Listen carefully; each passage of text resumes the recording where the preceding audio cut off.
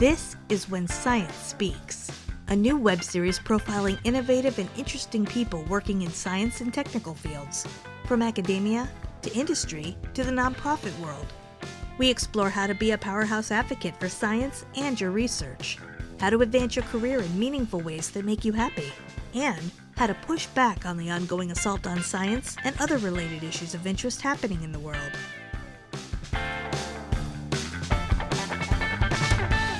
Hey everyone, it's Mark Bayer, and you are tuned to When Science Speaks. This episode of the show is sponsored by the One for the Week newsletter. One for the Week is a free weekly newsletter delivering to your inbox one resource related to persuasion, presentation skills, or writing. Infographics, articles, and commentary in One for the Week can be applied right away to boost your effectiveness on campus in the corridors of power when talking to policymakers and across the corporate landscape. If you are interested in getting free insights in your inbox to help you achieve those goals, go to onefortheweek.com to join 1,000 subscribers getting the resources for moving ahead. It is so wonderful to have Chris Hare on the show today. Chris builds narratives that help CEOs advance their business strategies, elevate their executive brands, and transform their leadership.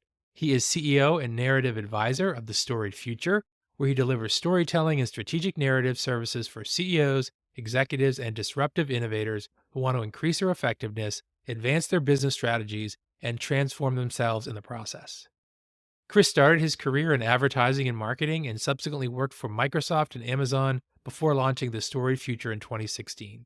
He's the host of the Storied Future podcast, where he interviews leaders who have put new narratives out in the world and then use those narratives to shift the future. Chris, thank you so much for being on the show. It's wonderful to have you here. I want to start by one of our favorite topics, which is the importance and impact of storytelling. So much talk about that out there, but I find there is not as much informed and helpful advice on what elements go into a good story, actually. And you've developed a powerful storytelling approach called atomic storytelling that I would love for you to share with our listeners. Yeah, I really agree with what you said, that there isn't a lot that's helpful out there, right? There's frameworks. There's a lot of people talking about tell stories. You should become a storyteller. Then people are left on their own with the PowerPoint deck, with the Word doc, and just staring at the cursor. What story do I tell? How do I tell that story? And I think a lot of times then you can end up trying to conjure up or manufacture something. And manufacturing is actually where I ultimately landed on this idea of atomic storytelling. But early in my career, I worked on a project for Microsoft. It was probably about 2012 to help developers market their apps. I'd never worked with developers, didn't know the audience at all. It was for Microsoft. And so I just did what made sense, was go and find some really successful developers and ask them how they did what they did, and then created content from that. That piece of content went away. I never saw the impact of it. And years later, when I was at Microsoft, I was on a call and someone said, "Is this Chris Hare? Are you the one that did that developer content years ago?"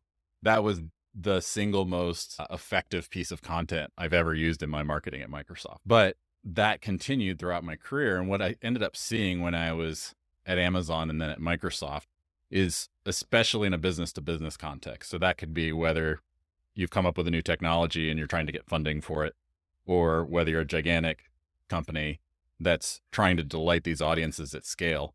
We become enamored of our thing that we've created. And we start by creating something that'll solve a problem for humans, right? But what ends up happening is we get further and further away from the people we're actually impacting. We get further and further away from the customer.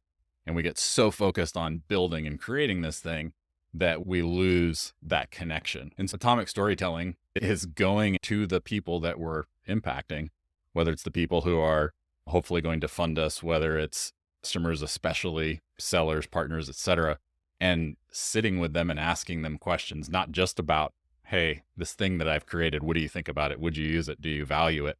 But tell me about you. Tell me your story. And engineering those interviews in a way, I'm not just saying go and sit down and have coffee, but architecting it in a way that you can pull out threads and from their experience.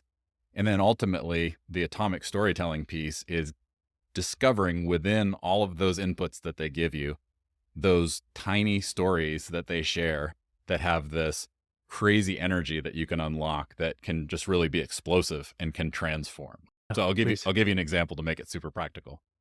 There's one of the defibrillator companies located here in the Seattle area. If you'd created that technology, obviously you're very excited about the technology. And also, if you're going to market it, you'll talk about how it saves lives. There may be other things about technically what it can do and what the specs are, right?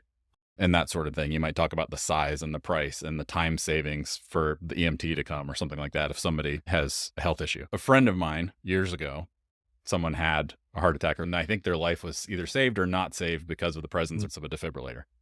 So he took it upon himself as his mission to make sure that defibrillators were in every single school in the community. So he went and rallied the community, raised all of this money, and got them put in the schools. Fast forward, he's at a coffee shop one day, and this guy walks in, and he looks over and notices this guy has a tattoo, and he says, "Oh, that's a really interesting tattoo you have." He says, "What can you tell me about it?" And it was a lightning bolt. And he said, "Years ago, I was in high school, and my heart stopped, and I dropped on the floor, and there was a defibrillator that saved my life. And my friend had placed that exact defibrillator." You think about telling that story at the beginning of, say you're raising money, right? Or selling, you go in there, I could tell you all the benefits and features, or I could tell you that story, and you feel that, and there's that shift, right? That's an atomic story. I just love this. Of course, it's emotional, and the features and functions, cost savings that you mentioned earlier are all data and are very important, but not sufficient. And that emotional connection, that frequency that we feel, like you said, felt a certain way. I think it's at our core, at our essence of human beings. It really touches areas that the graphs and the ROI and all that stuff just doesn't. So thank you for that example. So incredibly powerful. Yeah. And what I love what you said there is there's this, it has to be both, right? So I'm not saying go in and everyone's weeping because you've told this amazing story and they're going to buy. It's how do we blend the emotional with the rational and build into the argument. And I'm not sure what the number is for B2B, but there was a study done at Harvard that I think around 95% of a consumer buying decision is based on emotion. Again, we think on the business to business side, oh, that's not the case. People are very rational, but they're not. I could list case after case of people making buying decisions because their daughter didn't like the thing or like it made them look bad or whatever it is. And so, as you said, it's very important to have both, but you have to have that story. And it's so funny to me because I think what we do is we reverse engineer the decision so that it points to a rational one. Like we're feeling it, we're feeling that emotion, but for some reason it's not valid enough. We need to see the data for sure. Wonderful. So cool. Sometimes people who are told that they should tell better stories and they appreciate the importance of that. They get it. Maybe they get some advice on guidance on how to do it. But someone might believe I'm just not a good storyteller. I understand there is a framework. There's a hero's journey. There's all these other things that people tell me I should do and how to construct it, but I'm just really not a natural storyteller. Sometimes you hear that. What do you say to those people? Yeah, I think for one, and if you look at the science on storytelling, stories are how we process meaning, right? And they're not intended necessarily to be fact. The way that you respond to what I'm telling you right now impacts the story that I'm delivering to you. So I may pivot in real time and edit that story without me even knowing it, right? And that can shift over time. How I interpret, how I tell my stories, that can shift over time. Almost everyone, with the exception of certain neurodivergent folks, can use storytelling in that way. And so what I think about is when you go to a bar with your friends, when you're hanging out with your family, when you're around the water cooler, we all tell stories. And no one says, "Hey, Mark, let me stop you. Like, you need to structure that differently." You might have the friend who goes on, and you're like, "Man, I wish the story would end." But in general, we all know and feel what the stories are that light us up. And so what I often say around the hero's journey or things like that, and it's very helpful, but I don't think the cavemen were sitting around the fire bored and they're like, "Man, I wish someone would invent a storytelling framework," right? Wish Joseph Campbell would come along and give us this hero's journey. Like, storytelling is just built into us. So I think there are people that are naturally gifted to hit this level that most other people cannot. And there's also a craft that I think those people have. So it's not just fully innate. There's also a craft. But I think there are things that we can learn from those people, which are amazing curiosity about the world, willingness to talk to other people and be empathetic and take ourselves out of what we want out of this conversation and just seek to be with that person and help, like, how can I make this person's life better? And that can be, I would say, for especially a lot of your audience who are incredibly creative. So I define creativity as people who solve problems, right? It's not just the person who directs a film or writes a poem or whatever. It's people who solve problems. And so it's taking that same curiosity and then applying it to relationships and conversations and pulling that in. And so I think there are pieces of it where it's absolutely a muscle that can be grown and skills that can be taught over time. But it was interesting. I actually had a conversation recently with someone who's much further down the road, advises CEOs on their narratives at a very high level. And he said, "Hey, I love your podcast. Listen to a number of episodes, completely disagree with the premise. I don't believe everyone can tell stories. There's very few people who can do it." And again, and so his focus though is, I just believe in clear communication. So that is the path he goes down, is advising people when it's whatever it is as a CEO, whatever presentation, if it's the all hands you're giving or a pitch or talking to your board or whatever, it's let me help you clearly communicate it. But what happens in the process is you strip out, like, why should these people even care? Why should they listen to you? And also, how do I, as the person presenting this, create a gap in their knowledge that's going to bring them on this journey for the next hour while I'm talking? And stories are what do that, right? And stories are that force that pulls them along. A lot there to unpack. I think when I talk to people about storytelling and how to do it, one thing I say is, do you use metaphors and comparisons? Do you say that insult felt like a knife to the heart? Everyone does those things. And I get people to think about what we call metaphors, essentially micro stories. And maybe a way to get comfortable with storytelling is to be conscious of the metaphors that you're using, the similes, and try to do more of that. Sometimes with scientists, folks who are listening, people who are spending a lot of time in the lab, for example, they can be hesitant to use metaphors because, of course, a metaphor is a comparison, and it's not exactly one to one. It's not A equals A, because if you present it that way, then you're just talking about the underlying complicated thing, which people need help understanding. But at least it orients you, and then you hook people for the reasons that we've been talking about, because we're hardwired to respond to that and to process information that way. But thinking about maybe being more active in your metaphors, similes, those kind of analogies, things like that can help you get comfortable, and you build that out a bit more until you're telling stories that get people excited and energized and improve their understanding. I think there's something, when you're a scientist and you're creating something out of nothing, or you're modifying something to create something new, there's this future that you're creating that other people can't see. I think one of the challenges is you may see it very clearly. You may not know the exact path to get there. You're working to get there, but you see what that future is. And I think with folks who are more technical, who I've worked with, there's some people I was consulting with recently who are working on collective computing and essentially re-architecting the foundations of computing all up. So this is like a 50, 100 plus year vision, right? In their mind, they've been thinking about this all the time.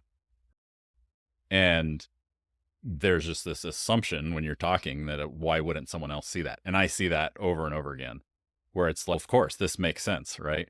But people have to come on a journey with you. And so I think it's helpful. So the first thing I would say is, just for example, that is actually a huge strength that you have, is seeing the future, right? And seeing that future state. So I think it's good to define that and be able to communicate that, but then think about, okay, how do I sequence it? And how do I bring people along on that journey? You don't instantly, when you're creating something, you don't instantly go into the lab and there it is, boom, that day. Maybe it works sometimes, but it's a journey. And so how do you bring people and sequence that journey? And what are the stories you tell to bring people along? And so it's actually holding things back and self-editing at times to just get people to believe that one thing. One of my favorite episodes of my podcast was Brian Janis was the first energy hire at Microsoft, became their VP of energy strategy. And his boss said to him, "Brian, you're the only energy guy here at the company. No one understands energy. You're going to get in front of Steve Ballmer, who was the CEO at the time. You get 1 minute with him per year.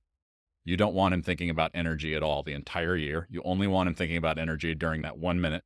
And during that 1 minute, your job is to bring him along the next step in the journey, essentially. And what was fascinating is Ballmer did not get the vision of them, as Brian would talk about it, becoming an energy company. They're one of the largest energy on the planet.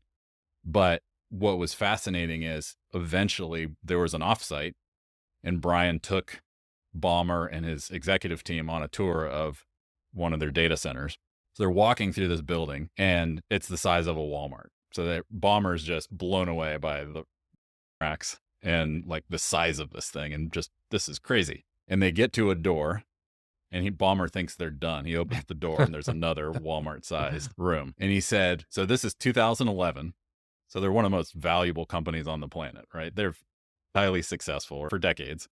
And Ballmer looks at him and says, we're finally a real company. Where does that come from? Why are we now a real company? And what Brian realized is Ballmer's dad built cars in GM and he was an engineer. He built physical things and they'd shipped software in boxes, but this is hardware. And like that for him was this shift and this inflection point, where they are now.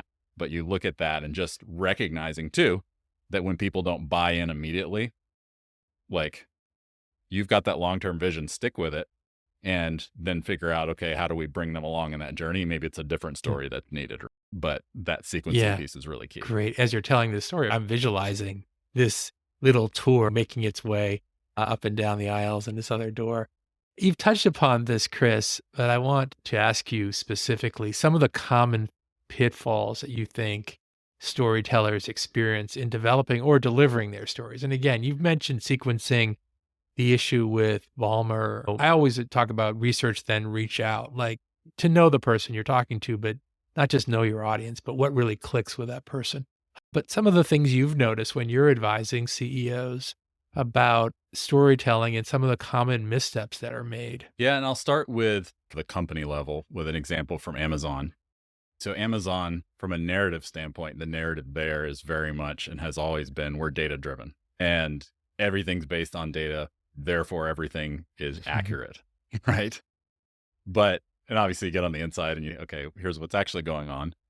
But what was interesting is there was a belief, I worked on Amazon, the third-party seller side of things. And if you pull the insights out of the data, their entire strategy and what they believe the entire future was for Amazon Marketplace was resellers. So people are going to buy a bunch of Nikes and resell them on the platform. And that's the data confirmed in that. The problem was that they're only looking at the data that they collected because that's the audience that they went after. So they're like, oh, the past is prologue. That must be what the future is.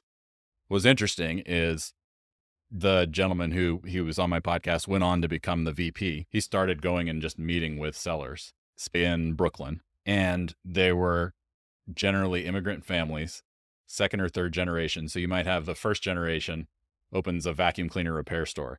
By the time it gets to the third generation, they're starting to create consumables like vacuum cleaner bags and belts and things like this, and then e-commerce. So that for him, he saw that repeated over and again. He's like, oh, maybe there's something here with brands and brand owners. But you look now, the business, it's, I think, around a $240 billion business, if I recall correctly today. And I think it's well over half of the business is brand owners.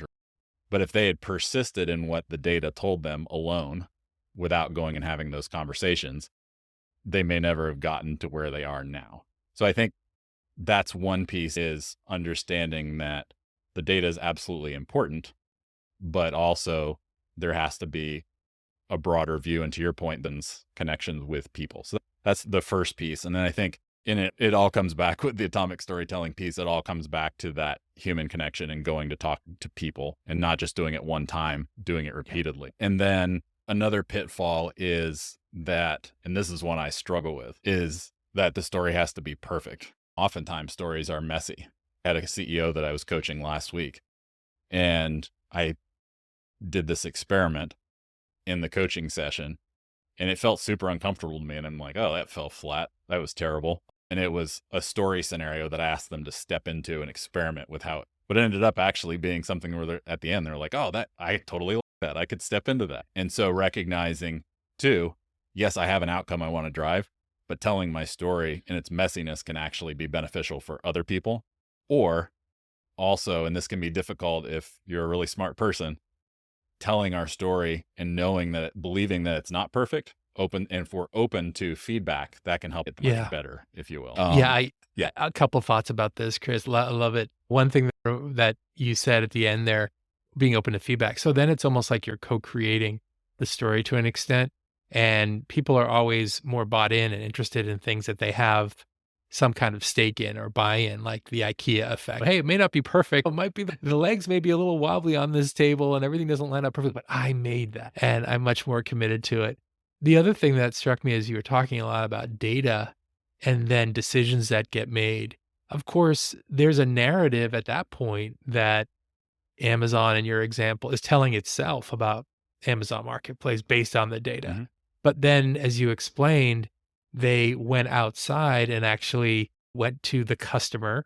We've talked about how not doing that is a common pitfall, getting so enamored of your own technology. And then they found that there was actually another narrative that they were completely unaware of that related to and another source of data. Yep. So really cool stuff. And I guess the last thing I'd say when you mentioned about perfection, I think one of the most powerful elements of stories is that everyone hearing it is processing it a little differently according to their own emotions, experience, feelings, and it's so tailor-made for them. So I want people thinking along with me when I'm telling a story, and I expect and hope that each person, if then you were asked, like, can you just draw like on a piece of paper, like what you're seeing and based on what you heard, they would all be different.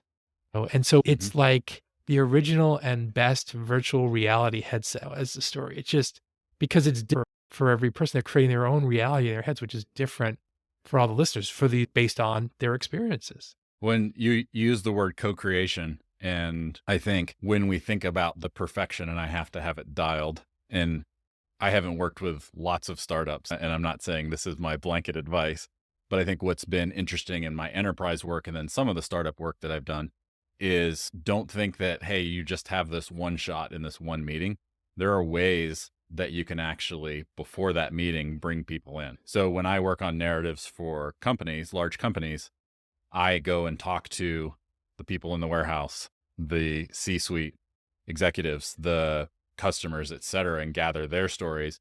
But two, with the people who are your stakeholders, bring them along on the process and don't just, if possible, and don't just have it be this one-time thing, and help them see, if you have a deck, for example, here's what Mark said, here's Mark's insights. Like all of a sudden, Mark's like, whoa, he recognized that. I Yeah, feel right. heard and loved, right? And here's how I synthesize what Mark said and what Sally said, and et cetera. And then two, so that's more of like the internal alignment piece if you're within an organization. But last year I had a venture scout at a Fortune 50 reach out to me and said, you created this narrative for this client. It was this waste to energy startup. And I saw this and I had to meet the person who created this narrative, right?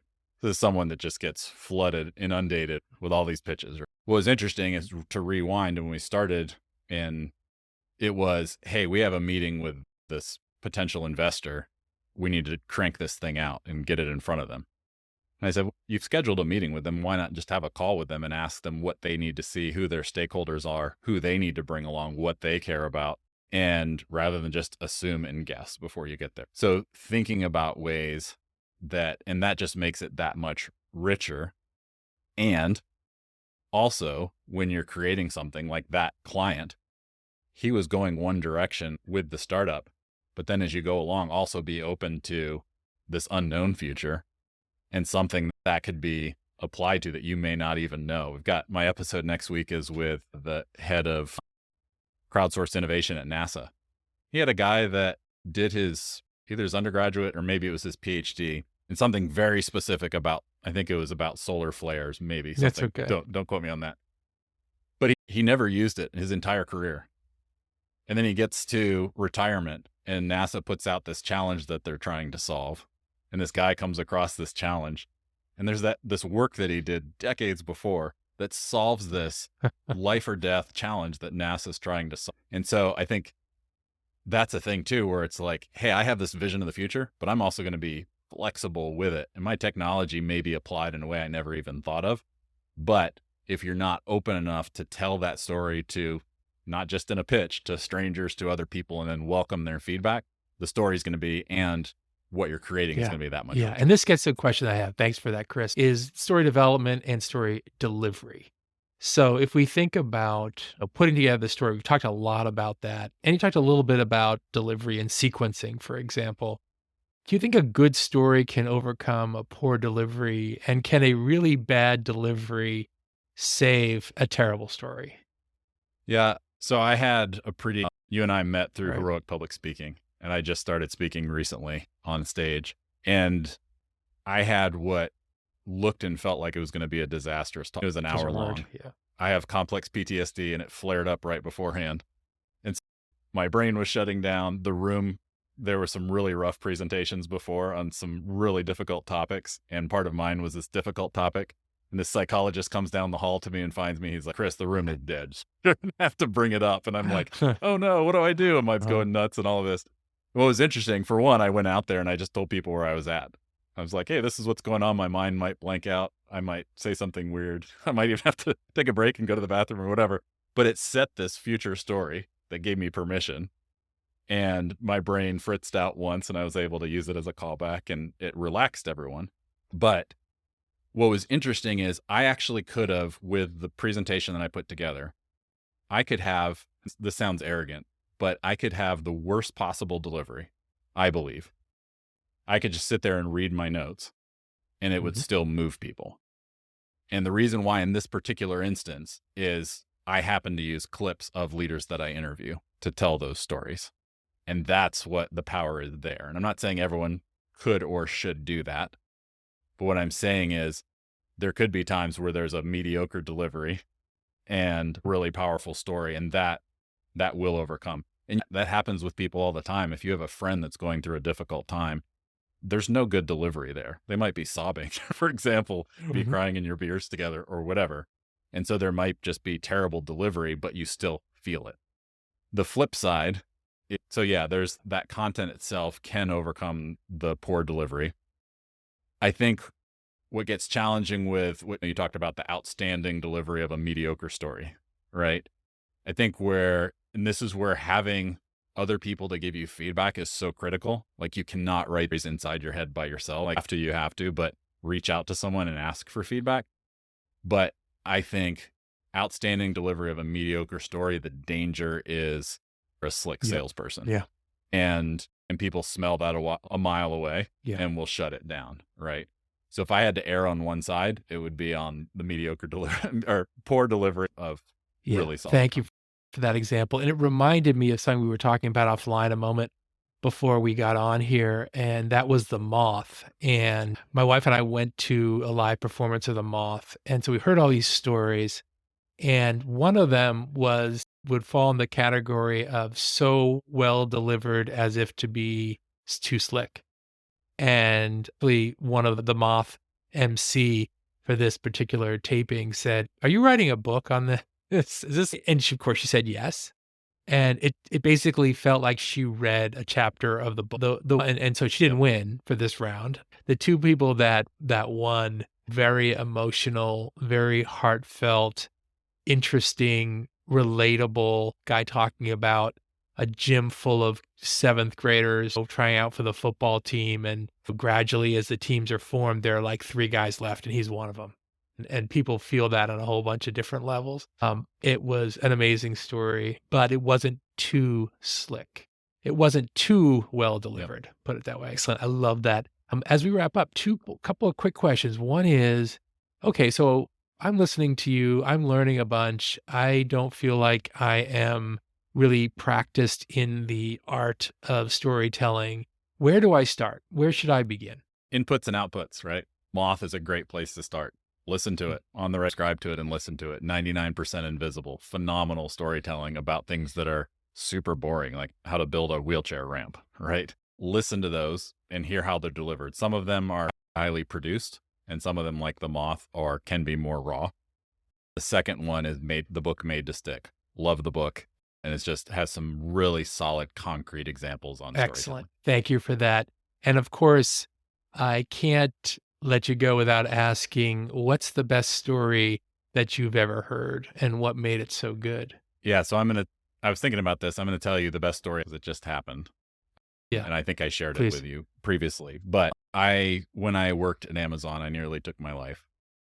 And a dark period that went on for years after that. It was a very long recovery. When I went to Microsoft and I was still in that recovery process, I had a manager, best manager I've ever had.